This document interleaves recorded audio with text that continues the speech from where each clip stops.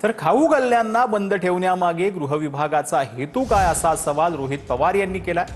गृह विभागानं आपलं अलिखित फतवे मागे घ्यावेत असं देखील रोहित पवार यांनी म्हटलं। आंदोलनस्थळी आंदोलकांना सुविधा उपलब्ध करून घ्यायच्या असतात असं देखील यावेळेला रोहित पवार यांनी म्हटलं। रोहित पवार यांनी आपल्या ट्विटमध्ये नक्की काय म्हटलं आहे ते आपण पाहूयात। मराठा आंदोलनाच्या पार्श्वभूमीवर खाऊ गल्ल्या बंद ठेवण्याचे अलिखित फतवे गृह विभागानं काढल्याचं समोर येतंय असं रोहित पवार यांनी म्हटलेलं आहे।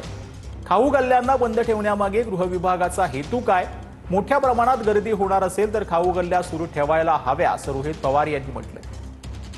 गृह विभागानं आपले अलिखित फतवे मागे घेऊन तात्काळ खाऊ गल्ल्या सुरू करण्यासंदर्भात सूचना कराव्यात असं देखील यावेळेला रोहित पवार यांनी म्हटलंय। आझाद मैदानावर पिण्याचं पाणी आणि स्वच्छतागृह यांसारख्या कोणत्याच मूलभूत सुविधा सरकारनं उपलब्ध करून दिलेल्या नाहीत असं देखील रोहित पवार यांनी म्हटलंय। यांना त्या मार्गाने दगाफटका करण्याचा डाव सरकार आखत असेल तर सरकार मोठी चूक करत आहे हे गृहमंत्र्यांनी विसरू नये असं देखील रोहित पवार यांनी आपल्या ट्विटमध्ये म्हटलंय।